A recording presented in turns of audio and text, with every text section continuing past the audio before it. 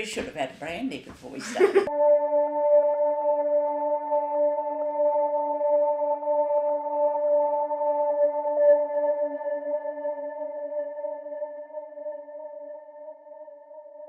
My name is Shirley, Irene Sandercock. I was born 14th of December 1936 at the Port Wakefield Hospital, and so I will be 82 this coming year. I have lived in many places, many small towns, because my father was in the railways, and so he was shifted.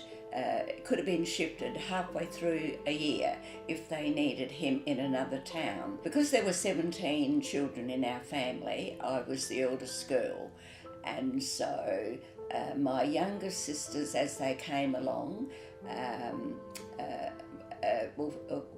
I would have liked to have become a nurse, but because I had lots of brothers and sisters younger than me, I had to help my mum, and so a few of my sisters went nursing. My brothers went into the army, the police force.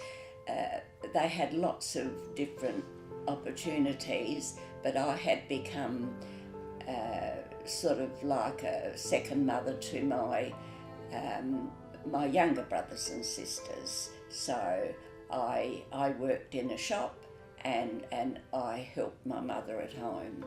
It was expected as a woman, her place was expected to be in the home, not go out working anywhere at all, until many, many years later. You're expected to have your children, get married, stay at home, look after them, look after your husband, and do your housework and all of that sort of thing. When I was 16, I used to go to dances. I had a boyfriend, but the sexual activities were a no-no, because if any girl become pregnant before she was married, that was not good. You were expected to not become pregnant before you were married. You had to get married first, whereas these days it's entirely different. I worked in a shop.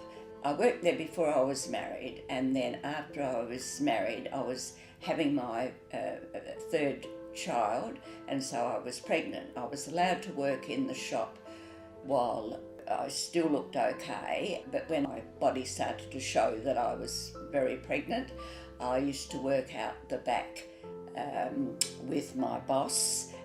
We used to unpack, we sold lots of giftware, and so I used to unpack and clean and mark these things, and this boss of mine, he was never married, so he probably didn't really know how to treat women properly, and he used to yell at me sometimes if I dropped a dish or if I did something wrong, and a couple of times I had a few tears, and then he used to tell me off because he didn't like crying so-and-so Sheila's.